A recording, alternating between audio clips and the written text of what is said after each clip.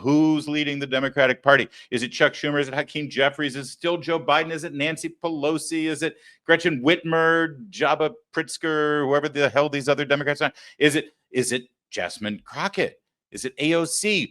Who's the person who will galvanize this party and make them all rally around a cause? And well, we finally have the burning answer to that question. It's this guy. He's not actually an American citizen. Mahmoud Khalil is actually a terrorist sympathizer, it appears,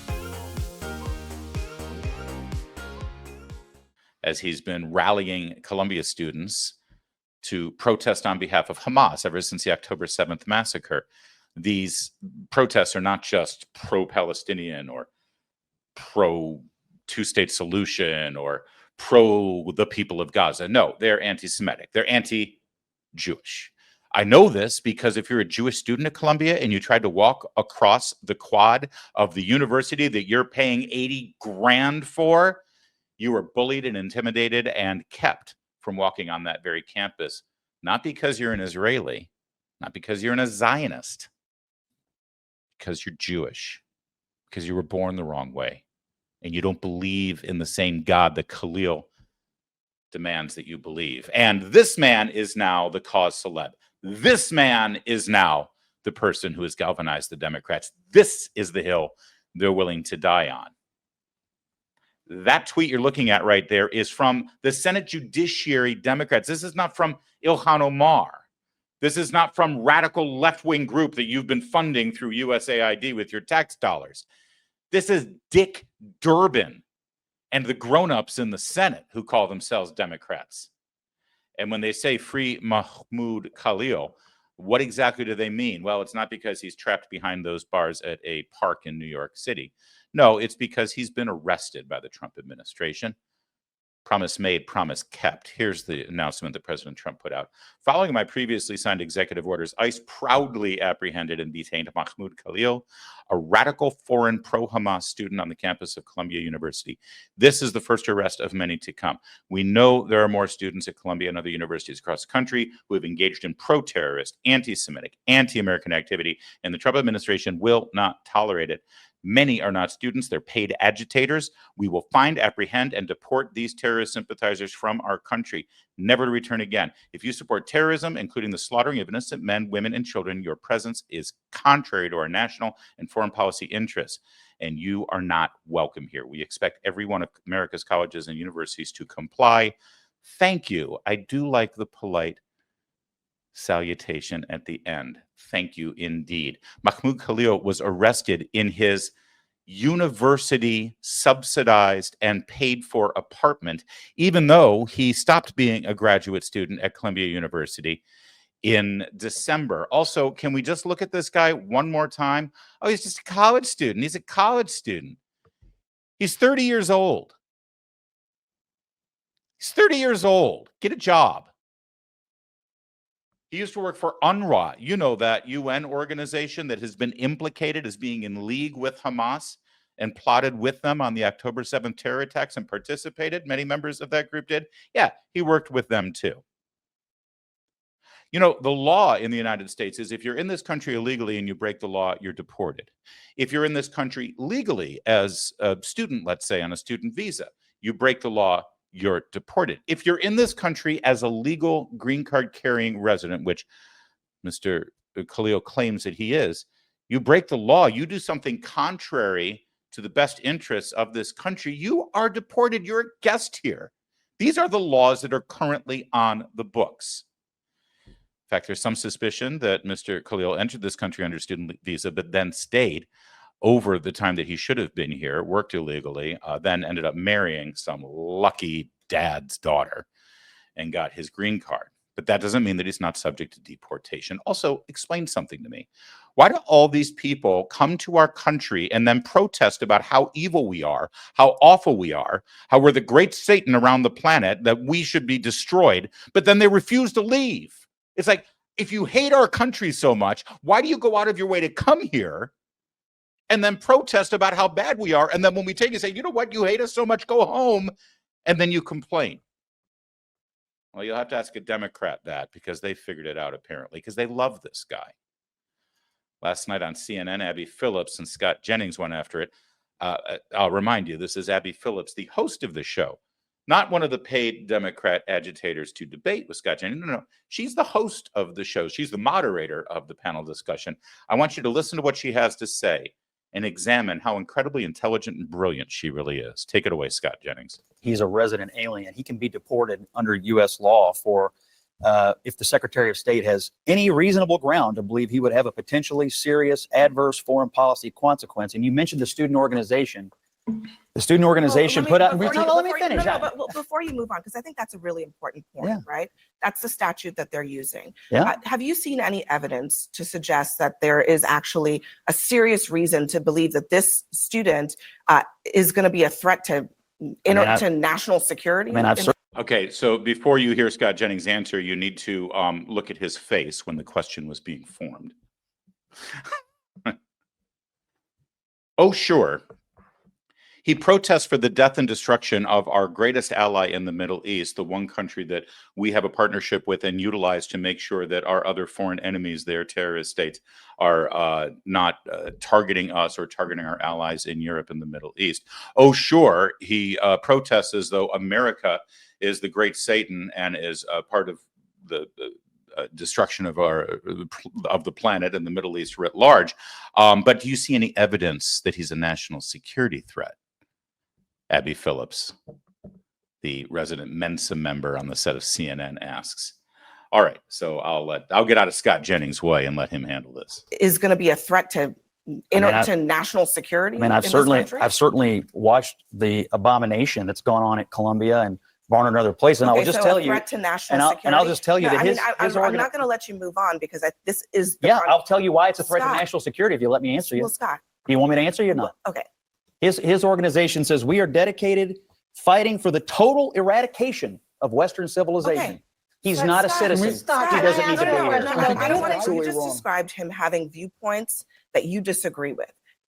Again, is that enough to have someone lose their rights in this country? He has viewpoints that, in my opinion, jeopardize the security of the United States. But how? He is obviously a radical who is here to foment. No, he's not a radical at all. Violence against the United States government. He wants to destroy Western civilization. Against the United States government. You're saying eradicate Western civilization doesn't make you a radical? Has he acted in any way that is violence against the United States government? I think these protests and the violence they have fomented and the intimidation and fear against the Jewish kids on these campuses is absolutely an act of insurrection against the United States. I don't think the American speech, Scott. That's enough. Look, what they have engaged in is a clear threat to the United States. And if you want the United States to be overrun by radicals the way Europe has, be my guest. But I think the president needs to stand up for the integrity of the United States. What is the threat? I am. My mind is blown by this whole thing. What's the threat? But what's the threat? What's really the threat here? What's the threat? First of all, I do love a journalist and a host on a CNN show communicating to a worldwide audience that speech and persuasive arguments and compelling slogans like we want to destroy Western civilization as it is, that's not really impactful. That doesn't make a difference.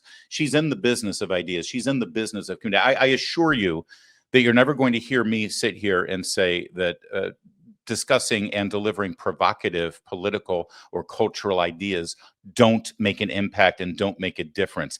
Well done, Abby Phillips, undermining the whole reason that CNN exists. If none of these ideas and articulating these things actually have an impact, what the hell are you doing hosting a panel discussion? Of course our ideas have an impact. It's why CNN makes money when they cut to a commercial and they're trying to sell you something, because they know the message works. And when your message is, we want to destroy Western civilization, well, if that very civilization doesn't take notice and do something about it, they will in fact be destroyed. Secondly, it's really rich to hear this from the left. You know, oh gosh, it's just words, it's just an idea, this is just free speech. You can't have any sort of repercussions against somebody because of the words they choose. What happened to me 3 years ago when I didn't use the pronoun you liked? What happened to me 5 years ago when I questioned whether a mask was really going to work to keep a virus at bay? What happened to parents when they went to a school board meeting and they were frustrated that their elected officials refused to open up schools and let their kids get back into the classroom because they were under the thumb of the teachers union? They all got harmed. We all got harmed. We all got persecuted. Now, thankfully, we are naturally born citizens of this United States, so the Joe Biden administration and his flying monkeys couldn't deport us. I assure you they would have if they could have. But Mr. Khalil does not enjoy those protections. UFA, UFO. And that's exactly what's happening here. You come to our country, you are a guest of our country, you enjoy the privileges of our country, but if you exploit them and try to undermine our nation, hell yes, you're deported. And this is not a free speech issue in any way whatsoever. All right, back to CNN and Mr. Jennings. The threat of our The country threat being is a and our college complete- campuses being overrun by radicals who are trying to run Jewish kids off of campuses So- and They're not anybody trying to else who run Jewish disagree. kids Yes, off. they Oh, are. yes, In they are. UCLA. No, At they're not. UCLA. First of all, they wouldn't even there let were- them go to First class. of all, there were Columbia is an abomination. First of all, there were violent counter protests at UCLA that were done by Jewish organizations. No, both sides. Oh, did. my God. Anti-Semitism I'm- is a whoa, scourge on oh this my country. Do gosh. not It both absolutely sides. is. is that it is not clear that this particular student has engaged in the specific actions that he was talking about. And you've shown me no evidence of that either. Okay, well, guess what?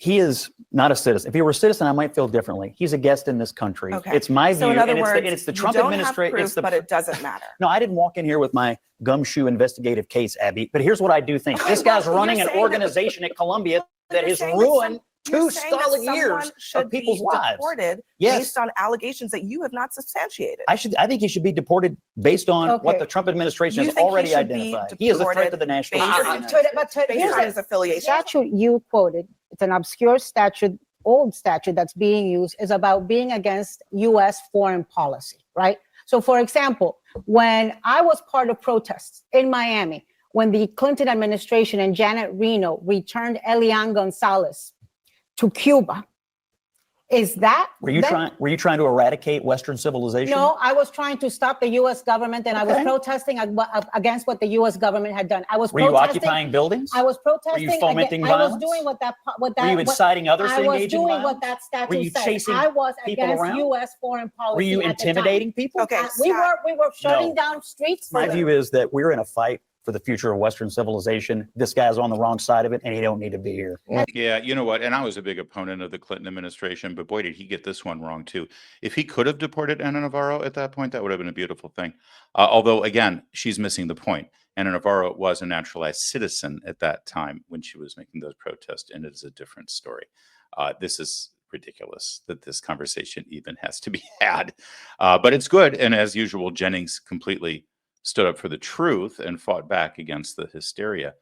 Listen, I know that it seems strange that an American presidential administration would enforce our laws as written, but it's pretty rich to hear Ana Navarro to say, oh, this is an obscure law. It's a really old law. Okay, well, old laws are effective too. Trust me. I believe that they're making the case that for anchor babies getting birthright citizenship based on a misinterpretation of a 14th Amendment and a Supreme Court decision that was misinterpreted in 1890. But that's what they're hanging their hat on for birthright citizenship. And oh, by the way, the Biden administration just jailed 70-plus-year-old women for praying the rosary in front of an abortion clinic because of a law from the early 90s that had to do with stopping people from murdering abortionists and then making bomb threats at abortion clinics. And they used that old law and twisted the language in it to imprison Catholic women who were praying the rosary. Their hypocrisy is despicable. Absolutely. But listen, as I said earlier, they've decided to die on the hill of Mr. Khalil, Mahmoud Khalil, a Hamas sympathizer. And when I say die on the hill, I'm being quite literal.